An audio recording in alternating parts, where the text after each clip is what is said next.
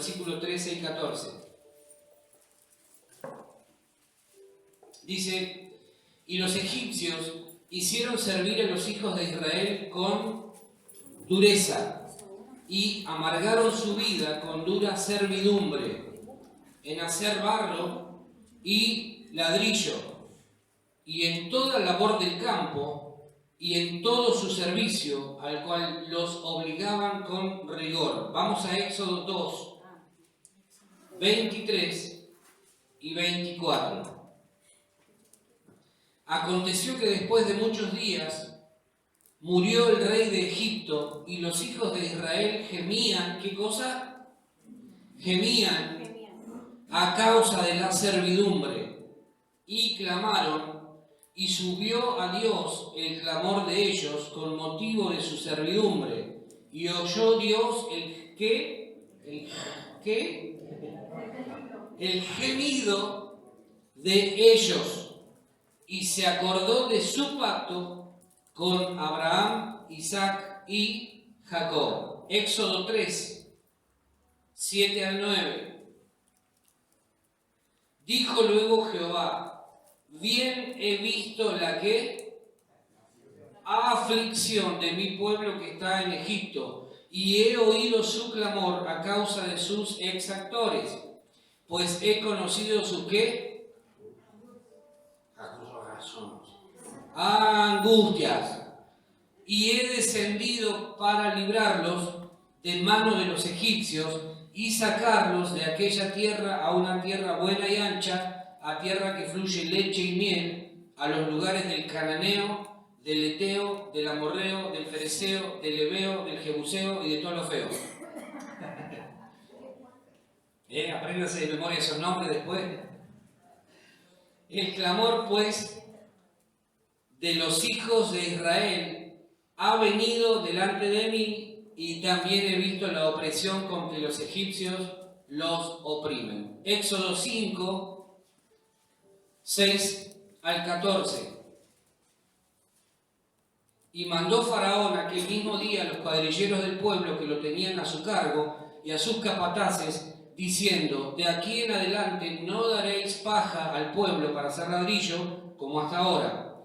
Vayan ellos y recojan por sí mismos la paja, y les impondréis la misma tarea de ladrillo que hacían antes, y no les disminuiréis nada, porque están ociosos. Por eso levantan la voz diciendo: vamos y ofrezcamos sacrificios a nuestro Dios. Agrávese la servidumbre sobre ellos, para que se ocupen en ella, y no atiendan a palabras mentirosas.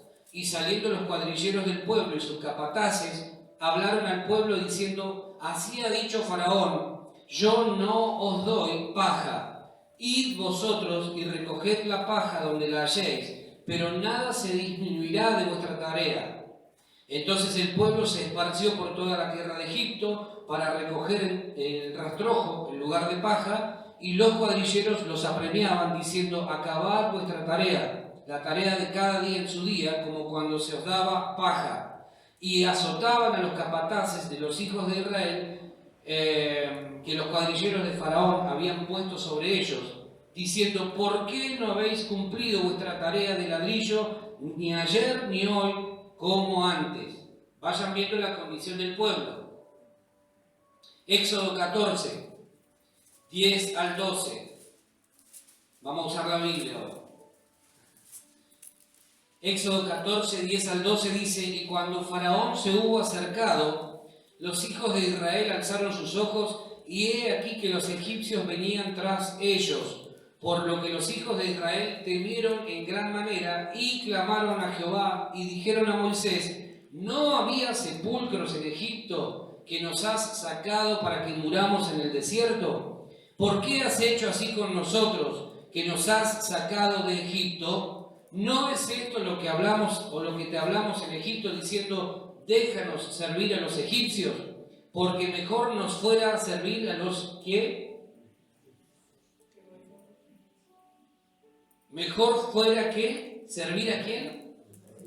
A los egipcios, que morir nosotros en el desierto. Hasta ahí la lectura.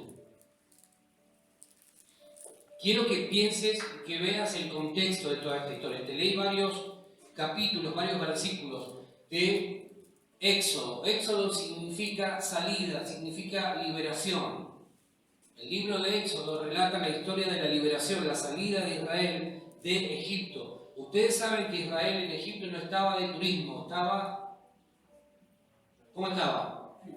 Esclavizado, estaba cautivo, estaba preso, era rehén de los egipcios. Y cuando leímos los versículos que fuimos leyendo, encontramos que todo el tiempo Israel se estaba quejando de su condición. Se quejaba todo el tiempo. Estamos mal, Dios, a ver si haces algo. Dios, estamos mal, Dios, estamos mal, Dios, estamos mal, Dios, estamos mal. Todo el tiempo. En los primeros capítulos del Éxodo, vos vas a encontrar a un pueblo que gemía a causa del dolor, de la angustia, de la esclavitud, de la servidumbre. Se quejaba y gemía. El gemido no es, ay, me duele. Es un gemido profundo, es un grito desgarrador. ¿Sí? Es algo intenso que la persona expresa, que sale de lo profundo de su ser. ¿Alguna vez gritaste así, pero como que se manifestó el alien que llevas adentro? ¡Ah! Bueno, eso no fue tan gemido, ¿no? Fue un grito, una cosita muy extraña. Pero el gemido es eso. Es un dolor intenso que la persona está sacando. Imagínate que toda esta gente estuvo durante mucho tiempo cautiva. Ahora, vos fijate lo que acabamos de leer recién. A pesar de la condición, a pesar de que estaban mal en Egipto, a pesar de que suena el celular por ahí de alguien, ¿sí? A pesar de que estaban mal en Egipto, eran cautivos, le dicen en este punto a Moisés, le dice, ¿para qué nos sacaste a Egipto? ¿O por qué nos sacaste de Egipto? ¿Para qué nos sacaste al desierto? ¿Por qué mejor no nos dejaste en Egipto para que continuáramos sirviendo a los egipcios? Porque mejor para nosotros hubiese sido morir en el desierto, sirviendo a los egipcios, ¿sí? Y no atravesar todo este periodo con todo lo que eso significa. Gente cautiva, gente esclava, gente angustiada, gente que gemía de dolor, en este momento estaban a un paso de salir definitivamente de Egipto, pero sin embargo ellos se quejaban y decían, ¿por qué Dios nos sacó a este lugar? ¿Por qué mejor no nos dejó sirviendo a los egipcios? Tiene mucho que ver con lo que nos pasa a nosotros. Claro, tiene mucho que ver con lo que nos pasa a nosotros frecuentemente. Clamamos a Dios, Dios nos bendice, Dios nos saca de un periodo de esclavitud, nos bendice, nos saca a un lugar espacioso, a mejor lugar, pero de alguna manera siempre nos sentimos inconformes o disconformes. Señor, ¿para qué? ¿Por qué mejor no me dejaste como estaba antes? Con menos problemas, con menos dificultades, pero estabas esclavo. No eras libre. No eras libre.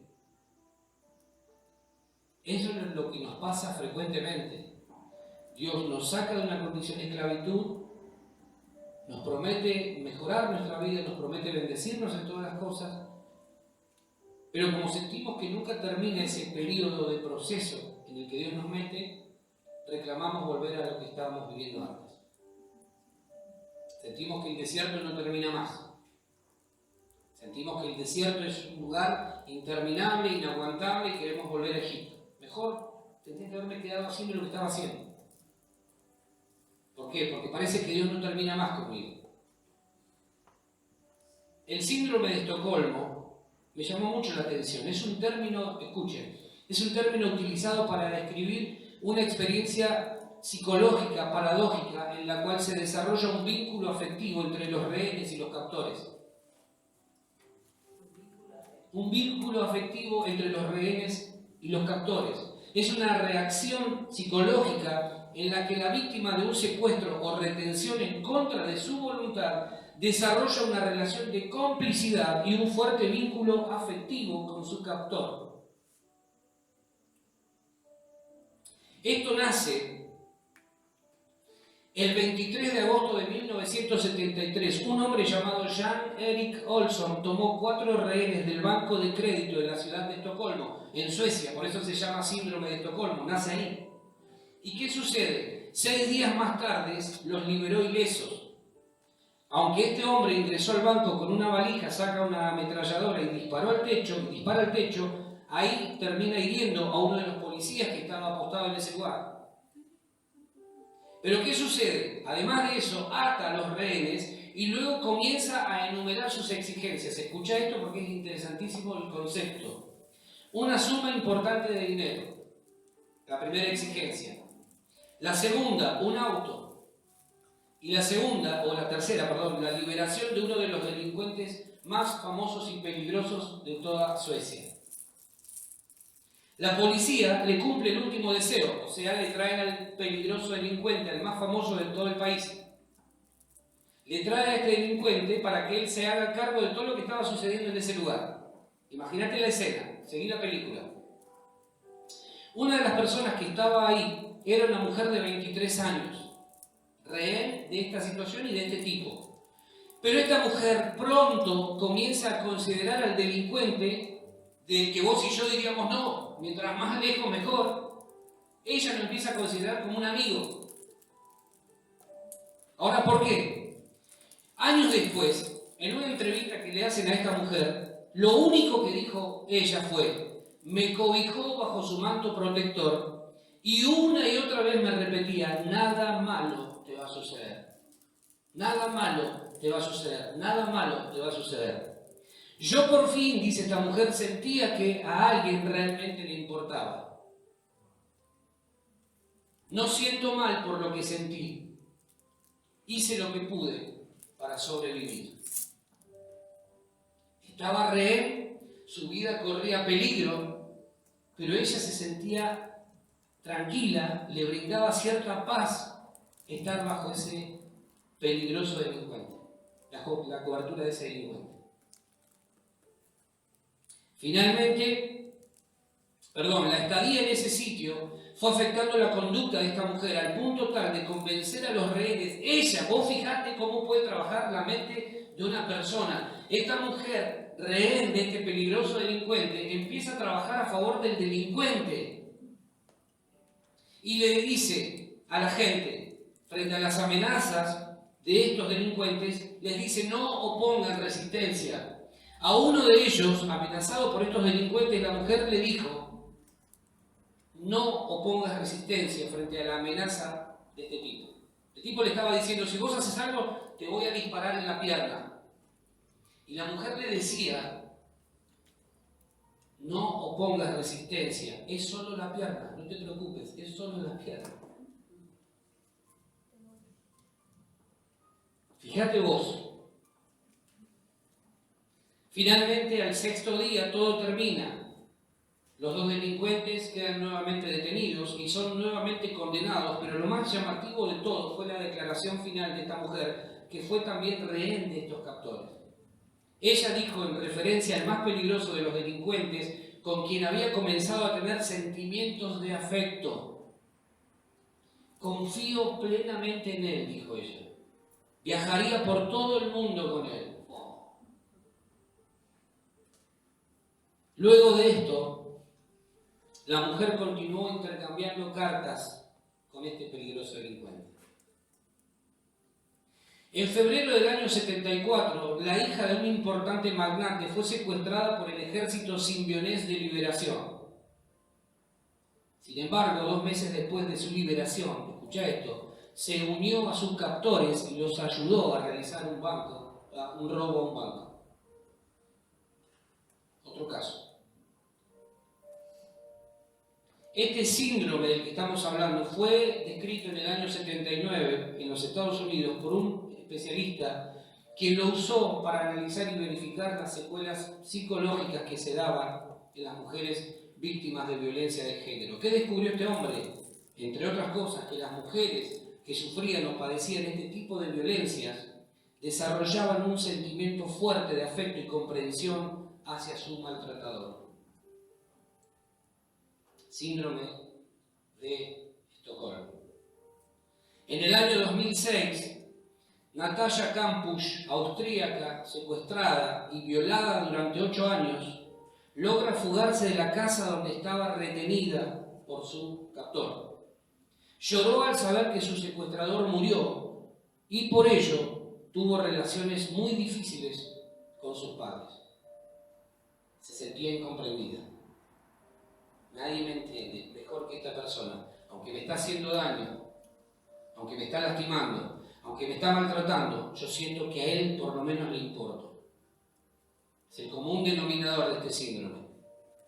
Personas que, aún en situaciones de esclavitud, sienten que esa situación, ese episodio, ese escenario, es lo mejor que les puede suceder. Cualquiera de nosotros diría, pero están todos locos. Porque lo mejor que les puede pasar es liberarse de esa gente peligrosa. Pero el punto es que cuando voy a la Biblia me encuentro con un Israel que en definitiva le pasaba exactamente lo mismo con los egipcios. Los egipcios los maltrataban, les imponían cada vez más cargas, los hacían sufrir, cada vez era más violento el trato. Sin embargo, cuando Dios libera a Israel, se encuentra con un Israel que después empieza a reclamar, ¿por qué no volvemos a Egipto? ¿Por qué Dios no permití que volvamos a Egipto y que terminemos sirviendo a los egipcios? Nos hacen daño, pero es mejor el daño que nos hacen que el desierto que estamos atravesando. ¿Se dan cuenta cómo la Biblia no es ni antigua ni moderna, es eterna? Lo que este hombre descubrió y le puso nombre, la Biblia ya lo había descrito con otro nombre, con otra forma, con otra manera, de otra manera. Ahora, ¿cuál es la conclusión a la que yo llego? Es que una vez que la persona es liberada, puede llegar a sentir la necesidad, escuchá esto, la necesidad de permanecer lo más cercana posible a su secuestrador o captor, más inclusive que a sus familiares, amigos y todos aquellos que buscan su bienestar. El que padece este síndrome, esta enfermedad, prefiere estar con aquellos que sabe él en el fondo que les hace mal, o les hace mal, aún por encima de sus amigos, familiares y todos aquellos que buscan su bienestar. ¿Sí?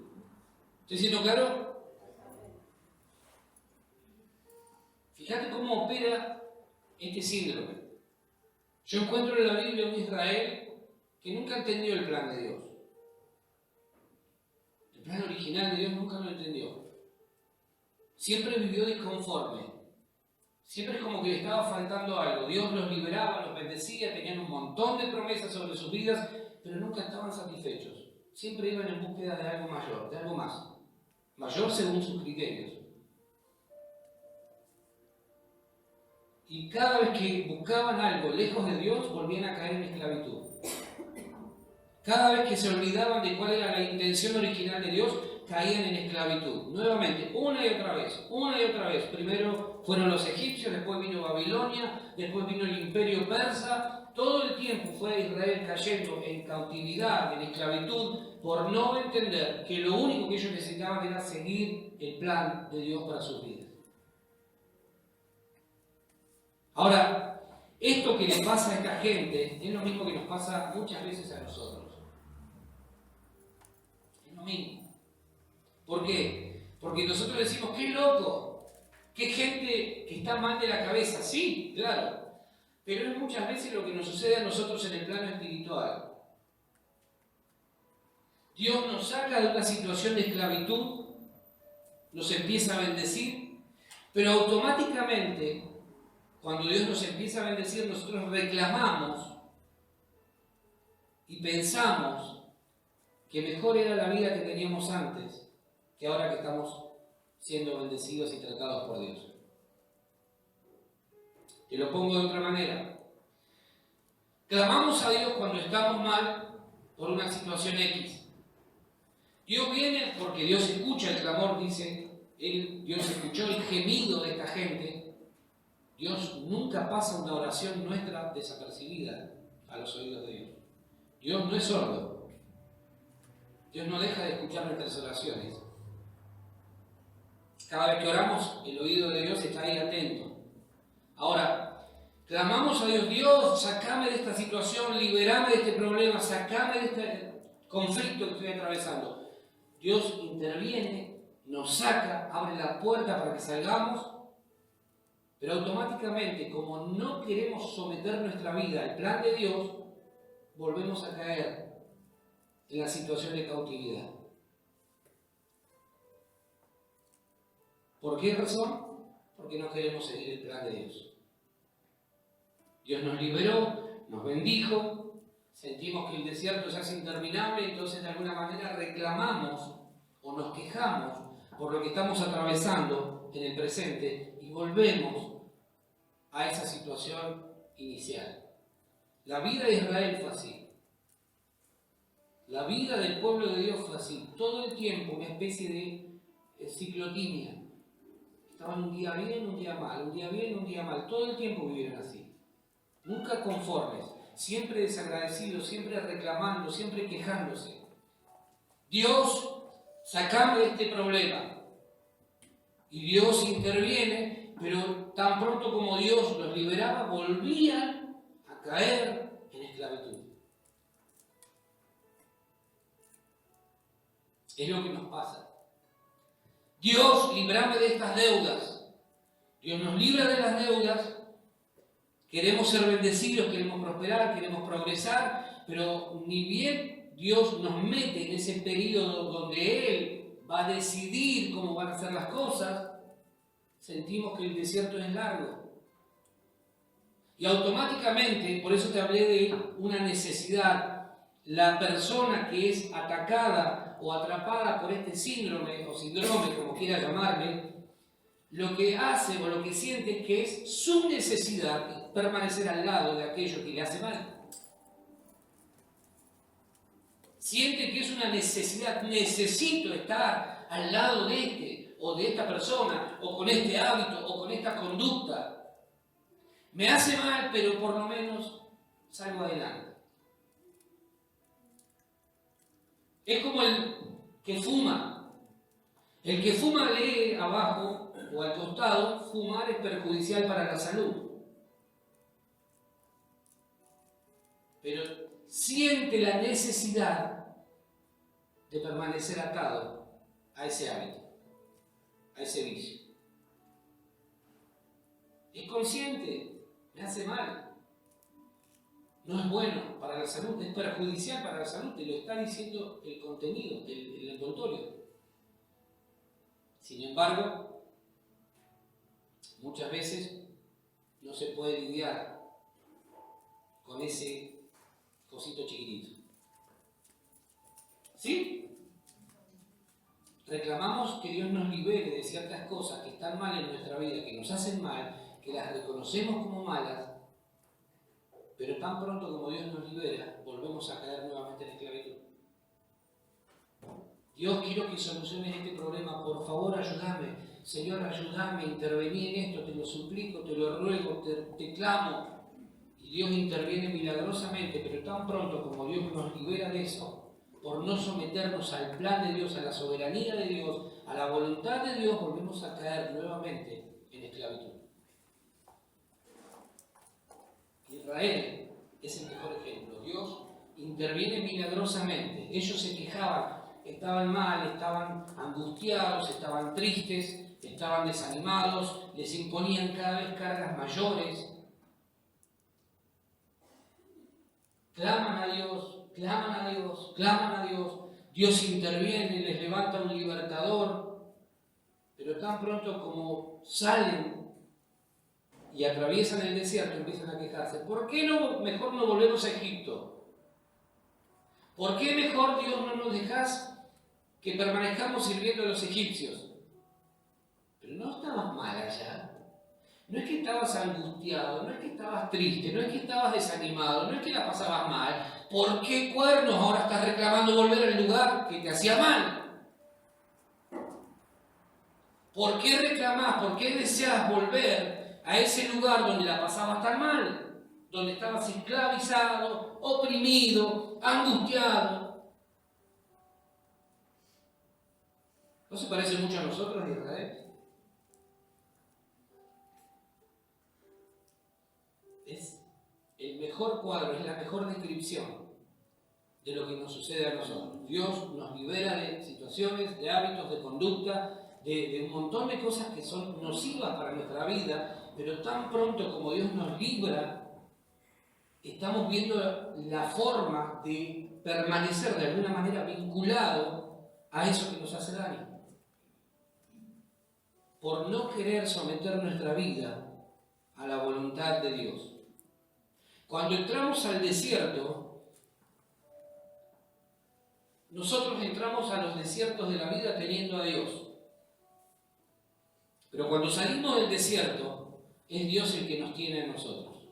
Porque en el desierto muere el orgullo, muere la altivez, muere la arrogancia. En el desierto, esos periodos que Dios muchas veces nos mete donde pareciera que todo es igual, donde pareciera que no hay novedad, nadie planifica ir a vivir al desierto. O alguno de ustedes sí pensó alguna vez irse a vivir al desierto. Voy a edificar una mansión en el desierto. Voy a edificar mi vida allá en el desierto. Es un lugar donde nadie planifica ir a vivir.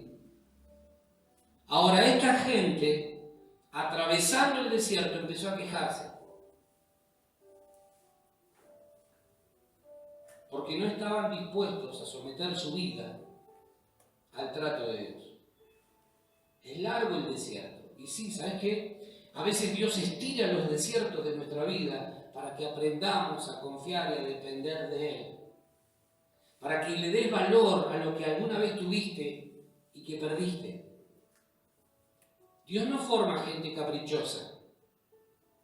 Dios forma gente madura, entendida. La gente caprichosa es gente que nunca va a lograr nada en la vida. Porque siempre van a estar pendientes de un capricho. Dios lo que necesita es hacer de vos y de mí personas maduras que aun cuando cueste atravesar el proceso, permanezcamos sometidos a la voluntad de Dios. ¿Amén? ¿Estás listo? ¿Estás lista? ¿Seguro? No va a empezar después, ¡oh! Mirá lo que dijo el pastor. Porque a Moisés lo quisieron apedrear después, Pobre Moisés. Lo quisieron apedrear porque ellos lo veían a Moisés como el responsable de haberlo sacado de Egipto. Y lo querían matar. Así que, guardá las piedras, viejo. Guardá las piedras. Si estás dispuesto a atravesar y a permanecer sometido a la voluntad de Dios, bueno, el desierto puede ser duro, pero es lo que nos conviene. Antes de darnos Dios lo que pedimos, lo que hace Dios es darnos lo que necesitamos. Quizá hay cosas que en este tiempo vos estás reclamándole a Dios, pidiéndole a Dios, y son cosas que no necesitas, al menos por ahora, por eso Dios se demora. Dios no te da lo que vos pedís, Dios te da lo que necesitas. ¿Está? Eso es madurez, entenderlo es madurez. Es que vengo orando hace mucho tiempo, pastor, y siento que Dios cada vez es como que se taparan los oídos. Bueno, lo que está haciendo Dios es hacerte pasar por ese desierto para que al final vos entiendas que lo que Él hizo fue lo mejor para tu vida. Al final del desierto, para esta gente, venía la tierra prometida. Fíjate vos. Venía la promesa de Dios, el cumplimiento de la promesa de Dios venía para esta gente. Y ellos, como no entendían todavía, eran medios cristianos argentinos, no entendían, se quejaban, queremos volver a Egipto, mejor era la comida que teníamos allá, mejor era allá, pero allá vivías esclavo, no eras libre. Pero queremos volver a Egipto a servir a los egipcios, pero allá vivías o vivís en esclavitud. Estás a un paso de la tierra prometida. ¿Qué vas a hacer? ¿Vas a volver atrás? Esa generación, por murmurar, por incredulidad, por no creer a lo que Dios les había dicho, murieron en el desierto. Murieron en el desierto. Tenían la tierra prometida ahí a un paso, la habían visto de lejos. Inclusive el libro de Deuteronomio creo que Éxodo también, narra que fueron 12 espías a reconocer la tierra. Dios, cansado de terquedad y de la obstinación, les dice, bueno, manden 12 espías. Si tienen dudas acerca de la tierra, manden 12 espías que vayan y verifiquen si lo que yo estoy diciendo es así o no. Pero la incredulidad, la terquedad, el vivir quejándose, el inconformismo lógico del ser humano, o típico del ser humano, logró que esta gente muriera ahí en el desierto, habiendo estado tan cerca de la promesa. Y eso es lo que sucede, insisto, en nuestra vida. Cuando no podemos ver la promesa que Dios nos hizo. Cuando a veces, estando tan cerca de alcanzarla, empezamos a quejarnos, empezamos a dudar, porque sentimos que el tiempo pasa y no sucede nada. Desierto. Antes de llegar a la tierra prometida, en lugar del cumplimiento de la promesa de Dios, todos necesitaremos atravesar un desierto. Todos. ¿Por qué? Porque si llegamos a la tierra prometida sin ser procesados por Dios, arruinamos también la tierra prometida. Perdemos lo que Dios nos entrega. Necesitamos ser procesados. Ahora, este síndrome del que te hablé habla de un problema, habla de cómo podemos llegar a pegarnos o apegarnos a cosas que nos hacen daño, creyendo que nos están haciendo un bien. Cómo muchas veces podemos permanecer viviendo nuestra vida, declarando a Cristo como Señor y Salvador, pero ligado, atado o atada a conductas nocivas para nuestra vida. Cómo a veces podemos permanecer con hábitos y conductas que son nocivas, pero creyendo que en el fondo son necesarias para nuestro crecimiento. Ese es el síndrome del que estamos hablando. Venimos a Cristo, decimos Cristo es mi Señor, Cristo es mi Salvador, pero seguimos aguantando conductas, hábitos que son nocivos, creyendo que los necesitamos. Entonces queremos avanzar en nuestra vida cristiana, pero no podemos. ¿Por qué? Porque hay hábitos y hay conductas y a veces pecados que toleramos. ¿Para qué? Para no sentirnos tan solos. O para no sentirnos abandonados. Porque en el fondo la queja te conduce a eso, al pecado. La queja te conduce a la incredulidad. ¿Sí? Una de las características que manifiesta este síndrome, quien lo porta, es la rebeldía hacia las autoridades. ¿Por qué? Porque el que porta este síndrome prefiere estar sometido a la mano de aquel que le hace daño y no a la mano de aquel que busca el bienestar de él o de ella. Entonces viene el papá de repente y le dice al chico, eso no te conviene. ¿Y vos qué sabés? ¿Cómo que sé, mocoso? Lo que te estoy diciendo lo sé porque soy tu papá y sé lo que te conviene. No, pero a mí me interesa más aquello. Muchas veces tiene que ver con eso. Ni hablar de la iglesia. En la iglesia también tenés gente que se manifiesta con este síndrome. Repele la autoridad pastoral. Por eso prefieren permanecer haciendo ciertas cosas, aun cuando vos vayas y les digas, eso no te conviene, eso no está bien. ¿Por qué? Porque el síndrome de Estocolmo tiene una de sus características como rebeldía hacia la autoridad. Quien porta este síndrome tiene esa característica, no soporta que alguien venga y busque su bienestar, prefiere lo otro, aun cuando eso es en contra de su propia vida. ¿Se va entendiendo? ¿Sí? Israel reclamaba libertad para seguir viviendo después en esclavitud. Y fue toda la vida un círculo vicioso. Toda la vida un círculo vicioso. Ahora, ¿no te ha pasado Vivimos así, círculos viciosos.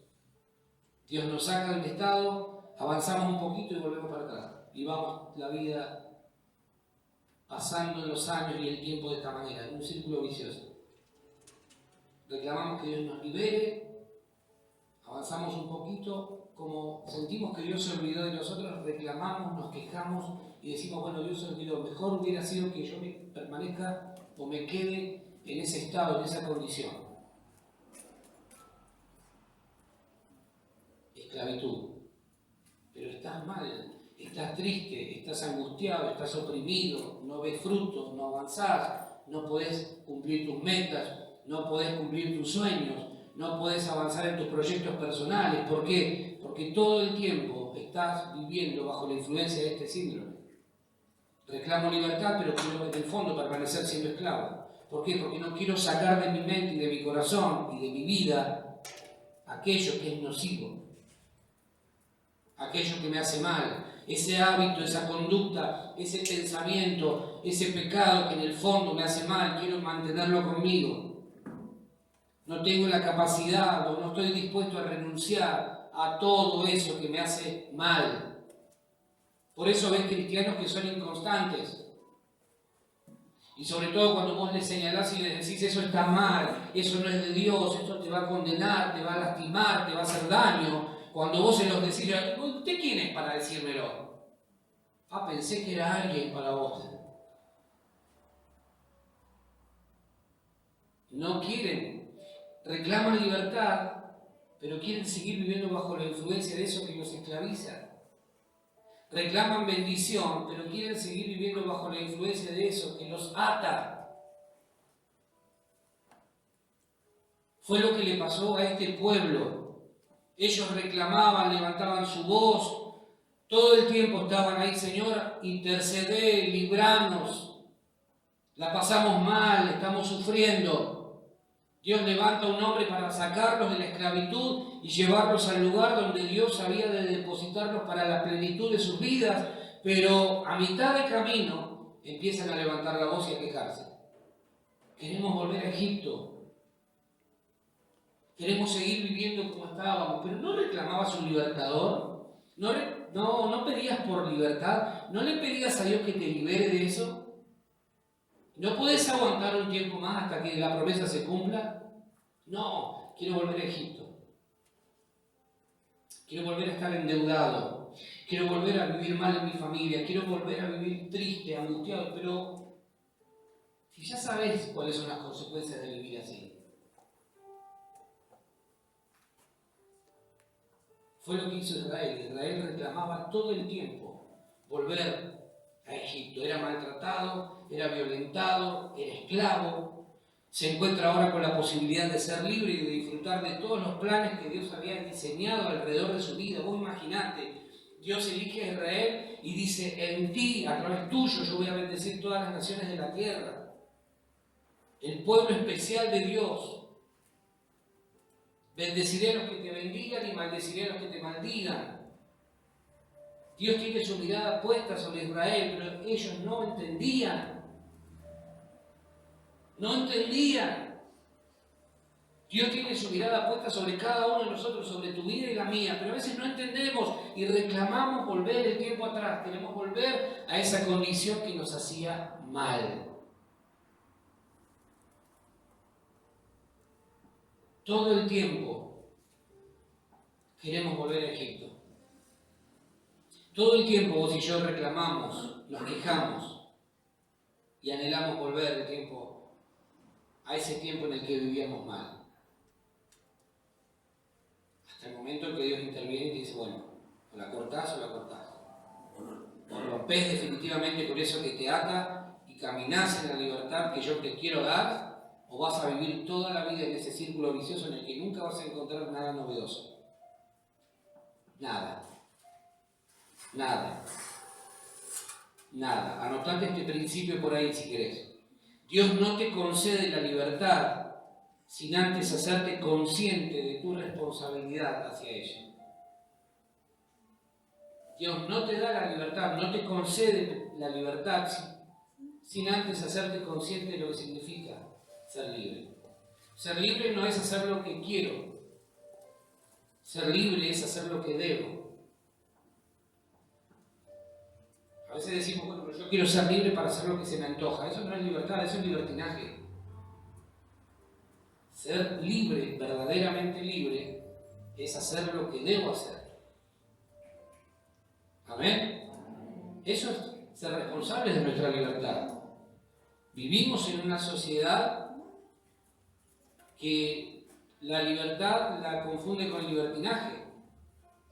Es una sociedad que los sociólogos definen como anómica, sin ley. Sociedad anómica, no hay ley. Cada uno tiene su propia ley. Por eso vivimos en la sociedad en la que vivimos, tenemos las sociedades que tenemos.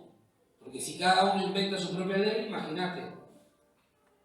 Ahora, Israel gritó muchas veces su deseo de volver a estar en esclavitud. Porque no quería pagar el precio de la libertad, de la responsabilidad que conlleva el ser libres. ¿Queremos ser libres? Tenemos que ser conscientes de que hay un precio que se paga para ser libre. Se paga un precio. Se paga un precio. Se requiere madurez. Si queremos ser libres de situaciones que durante años hemos vivido en nuestra vida, tenemos que ser conscientes de que hay un precio a pagar. Disciplina, dominio propio, dependencia de Dios. No puedo hacer lo que a mí me parece o lo que a mí se me antoja o lo que yo quiero. Es someter mi vida a la voluntad buena, agradable y perfecta de Dios. Amén. Sin eso yo no puedo lograr mi libertad. Dios me hace libre para someterme a su voluntad, para que yo me someta a su voluntad. Pero la sumisión que Dios espera no es tiranía, no es que Dios es un tirano y que me va a exigir cosas que en el fondo me hacen mal. Dios sabe cómo tratar con mi vida cuando yo me someto a Él. El opresor no. Ahora, pensá por un momento de qué cosas Dios tiene que liberarte o liberarte. De qué hábitos, de qué conductas. ¿De qué situaciones Dios tiene que sacarte? A veces son relaciones personales que Dios tiene que sacarnos y cortar y nos pide a nosotros que cortemos, porque de lo contrario vamos a volver una y otra vez a esos lugares de tristeza, de dolor, de angustia. A veces son relaciones que tenemos que cortar. Y eso no lo hace Dios sin que primero nosotros le demos la oportunidad de que intervenga. Dios intervino cuando Israel clamó, no antes. ¿Escuchaba el gemido de Dios? Sí. Pero cuando Israel empezó a clamar y a reclamar por libertad, recién ahí Dios dijo, ahora sí les voy a enviar un libertador. Ahora sí. Dios no se mete donde no lo llaman. A diferencia del diablo que se mete porque es usurpador de profesión piquetero. Él se mete. Israel reclamaba libertad, pero no quería pagar el precio de la libertad. Dios les envió un libertador, salen de tierra enemiga, sienten la necesidad de volver atrás todo el tiempo. Quiero volver atrás, quiero volver atrás, quiero volver atrás. Salieron físicamente de ese sitio, pero nunca sacaron su corazón, se olvidaron que el corazón ahí. Y donde esté tu tesoro, ahí estará tu corazón. ¿Dónde está tu corazón por estos días? Porque donde esté tu tesoro, ahí va a estar tu corazón. Ahora, el corazón se inclina hacia esos sitios o cosas que consideramos tesoros. Cristianos que desean ser libres, por ejemplo, de deudas económicas, claman al cielo por liberación, por prosperidad. Dios responde a su clamor, pero tan pronto como fueron liberados, sienten la imperiosa necesidad de volver a manos de su captor, de su opresor. Cristianos que no pueden vivir si no están endeudados, les duele tener deudas, piden libertad de ellas, pero terminan reincidiendo. Cristianos que ven que un mal hábito o mala conducta les hace daño, ruegan a Dios que los ayude a eliminarlos de su vida, Pero tan pronto como eso ocurre, vuelven a caer en brazos de ese mal hábito o mala conducta. Por ejemplo, la mentira, el mal carácter, la ira, el enojo, etc. Póngale usted todos los nombres que quiera. Dios, librame de este espíritu de ira, pero por favor, Dios. Voló una mosca y ya está queriendo matar a la mosca y a todos los que vienen detrás. ¿Por qué razón? Porque no quiere someter su vida a la voluntad de Dios, al trato de Dios. Cristianos que están desesperadamente buscando ser libres de ciertas adicciones, claman al cielo para que puedan alcanzar esa libertad, pero una vez que lo logran, creen engañados que necesitan volver a atarse a esas cosas. Gente que reclama libertad, pero no quiere pagar el precio de lo que implica ser libre. Prefieren la esclavitud de Egipto y no la libertad, aún en el desierto, que viene de parte de Dios. No hay ningún problema, yo no te obligo, no te puedo obligar. Pero quiero que sepas que todo eso que vos permitís en tu vida es lo que te va a condicionar, es lo que te va a atar y lo que te va a impedir crecer. ¿Sí? Cristianos que no pueden liberarse de ciertas relaciones que les hacen daño, porque creen que sin esas relaciones la vida se les va a complicar demasiado.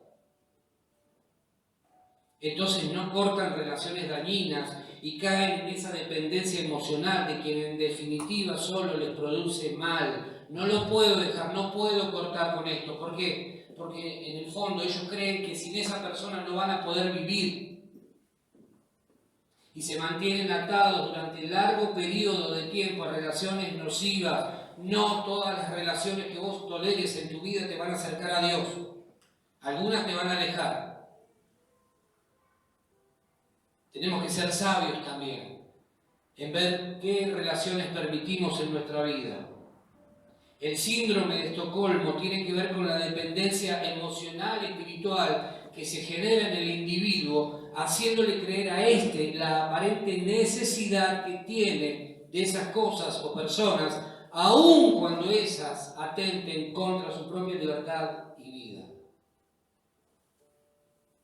En el momento en que vos sientas que tu vida necesita de algo o de alguien que no es Dios, para sobrevivir o para subsistir, vos tenés este problema. Necesitas ser libre. Mientras vos creas que necesitas de algo o de alguien que no es Dios para sobrevivir, para avanzar y para crecer, vos tenés este conflicto, tenés este problema, necesitas ser libre. Amén. Porque nuestra única dependencia tiene que estar hacia Dios, vinculada con Dios, en Dios. Es lo único. Porque todo lo demás nos va a esclavizar. Si ponemos nuestra esperanza en el dinero y en lo que el dinero nos puede dar, nos vamos a transformar en esclavos del dinero y el día que no tengamos un peso partido al medio, no vamos a saber qué hacer. Si ponemos nuestra esperanza en cualquier otra cosa, se va a desvanecer. Y el día que eso no esté, que no lo tengamos, nos vamos a poner mal. Nos vamos a sentir mal, deprimidos, depresivos, que la vida no tiene sentido y qué sé yo cuántas cosas más. Porque lo único que le da sentido a nuestra vida es depender de Dios. Si Israel lo hubiese entendido, ¿sabés el dolor que se hubiese evitado ese pueblo? ¿Sabés cuánta gente hubiese descubierto la posibilidad de vivir mejor? ¿Sabés cuántos muertos menos hubiesen tenido en el desierto? Pero no lo entendieron. No lo entendieron. No seamos nosotros como Israel. No seamos nosotros tercos, personas obstinadas, testarudas, que por no someternos a la voluntad de Dios vivimos esclavos. Venimos a la iglesia, cantamos, bailamos, chiflamos, hacemos de todo, pero en el fondo seguimos atados o atadas a cosas nocivas que solo buscan nuestro mal. Cristianos que no han aprendido a vivir en libertad, porque una vez que son libres vuelven como el perro al vómito y la chancha a la chanchada, dijo alguien. A vivir sometidos a yugos de esclavitud. cristianos que no terminan de responsabilizarse por su propia libertad, que quieren los beneficios de la libertad pero no pagar el precio que significa ser verdaderamente libres y que finalmente son fácilmente convencidos de la necesidad, insisto en esto, la persona que está bajo la influencia de este síndrome cree que es una necesidad que ella o él tiene de permanecer al lado de eso o de esa persona que les hace mal. Como en los casos que te mencioné al comienzo. Sentí que a alguien le importaba, dijo la mujer. Está cautiva, el tipo es peligroso, pero sentí que a alguien le importaba. Atados a cosas, apoyando causas incorrectas a una costa de su propia vida. ¿De qué cosas nos tiene que librar Dios esta mañana? Hábitos, conductas, relaciones que nos hacen mal. Me trata mal, pero me da seguridad. Frase de una persona que está bajo la influencia de este síndrome. Me abusa, pero por lo menos me cuida. Me dice cosas horribles todo el tiempo, pero por lo menos está conmigo. Me somete a trabajos tremendos, pero por lo menos me paga. 2 mangos, pero me paga. Peor es nada. Son frases de personas que padecen este síndrome y que necesitan ser liberadas. A Israel lo sometían a cada vez más trabajo y cada vez la paga era menor. Nada nuevo bajo el sol. Fíjate que los tiempos han cambiado, las generaciones han pasado, pero la Biblia es vigente, permanece vigente. Es lo que pensaba Israel acerca de sus captores. Y es lo que piensan muchos hoy, siglo XXI, año 2022, acerca de sus secuestradores emocionales y o espirituales. ¿Se va entendiendo? ¿Sí? Creer que aquellos que te confrontan con tu realidad están en tu contra es otro síntoma de que vos estás bajo la influencia de este síndrome. Creer que aquel que te está confrontando está en tu contra es un problema que manifiesta que estás bajo la influencia de este síndrome. Israel fue confrontada muchas veces por Dios y por Moisés, pero no escuchó ni a Dios ni a Moisés. Y por eso terminó como terminó.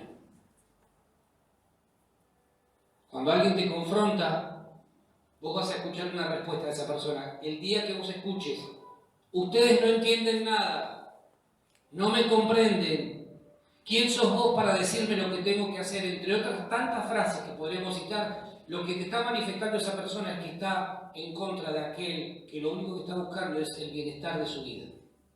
Padece, está bajo la influencia de este síndrome.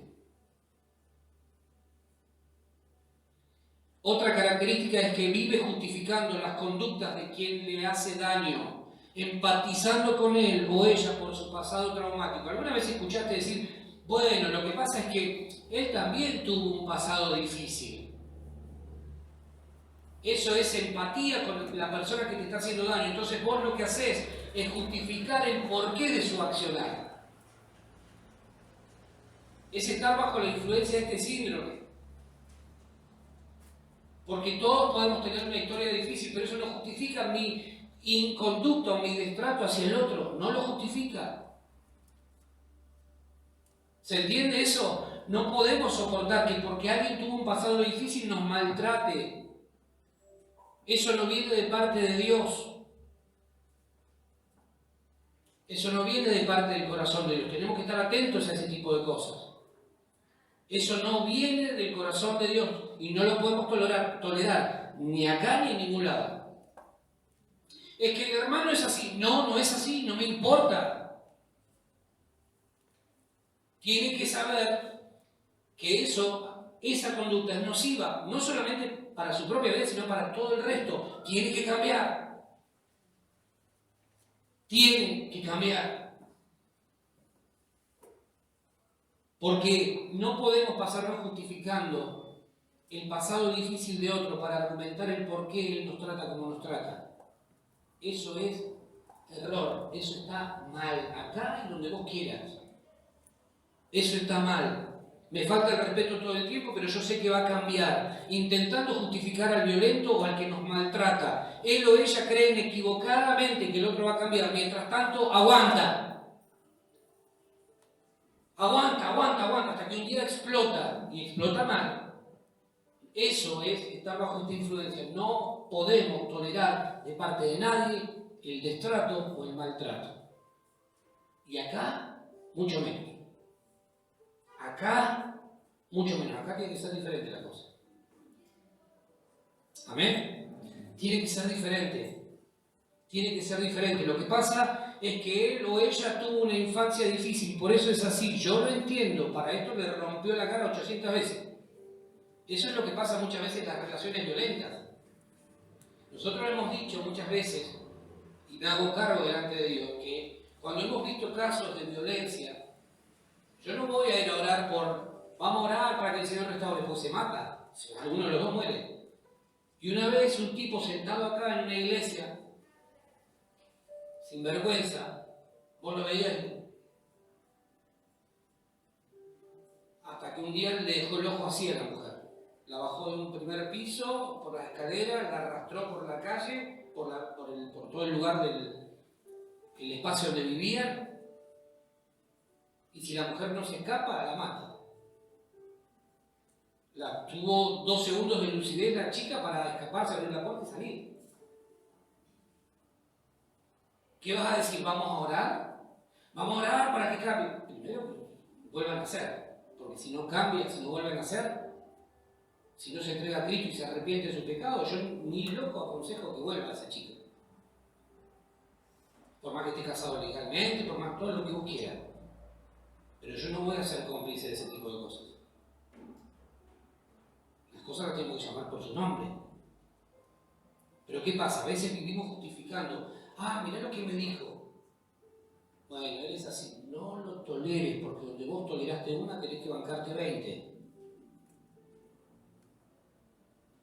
¿Estoy siendo claro?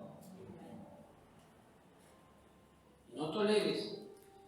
Hombres, aprendamos a tratar a las mujeres como corresponde, y mujeres aprendan a tratar a los hombres como corresponde. Entonces vamos a evitar problemas. Acá no se trata de machismo ni de feminismo, se trata de aprender a respetar y que cada uno ocupe y se ubique en su lugar. Juan 8, 31 al 36.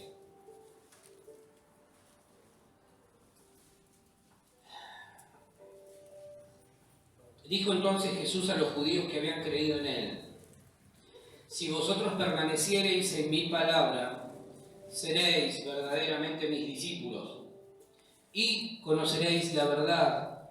¿Y qué cosa te va a hacer libre? La verdad. La mentira te mantiene esclavo.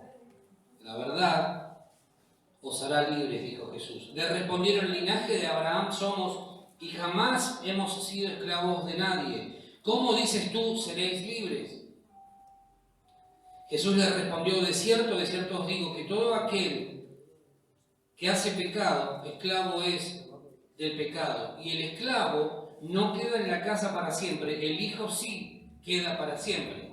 Así que si el Hijo os libertare, seréis verdaderamente libres. ¿Sí? La verdad, siempre hemos dicho que no es algo que está escrito, no es una filosofía, no es un dogma. La verdad es una persona, es Jesús. Jesús dijo: yo soy el camino, la verdad y la vida. Nadie viene al Padre si no es por mí. La verdad nos hace libres. La verdad es Jesús. En Lucas 4, 17 al 19 encontramos una declaración de Jesús que cita a Isaías. Lucas 4, 17 al 19 dice: y se le dio el libro del profeta Isaías, y habiendo abierto el libro, halló el lugar donde estaba escrito: el Espíritu del Señor está sobre mí, por cuanto me ha ungido para dar buenas nuevas a los pobres, me ha enviado a sanar a los quebrantados de corazón, a pregonar que libertad a los cautivos y vista a los ciegos, a poner en libertad a quienes, a los oprimidos, a predicar el año agradable del Señor. Yo quiero pedirte que cierres tus ojos ahí, un minuto, y que vos repitas estas palabras de Jesús haciéndolas propias. El Espíritu del Señor está sobre mí, por cuanto me ha ungido para dar buenas nuevas a los pobres, me ha enviado a sanar a los quebrantados de corazón, a pregonar libertad, libertad a los cautivos y vista a los ciegos, a poner en libertad a los oprimidos, a predicar el año agradable del Señor. Mis queridos, Dios necesita y desea hacernos libres. Para que esta palabra de Isaías y de Lucas que acabamos de leer se pueda cumplir en nuestra vida, de poder ir nosotros a libertar a otros que están en opresión, primero necesitamos ser libres nosotros. No podemos dar lo que no tenemos. Cuando Dios nos hace libres, entonces somos verdaderamente libres y podemos ir tras otro que estaba o que está en la misma situación que alguna vez nosotros estuvimos. Entonces le podemos decir, ¿sabes qué? Dios te quiere hacer libre, Dios te quiere libertar, Dios quiere que vivas, pero dependiendo de Él y de nadie más. Entonces ahí vas a encontrar la plenitud de vida. ¿Amén? ¿Amén? Nos ponemos de pie, por favor. Mi oración en el desierto, cuando todo en mí se cuesta. Mi oración en la necesidad, mi Dios todo lo suplirá. Mi oración en el fuego, en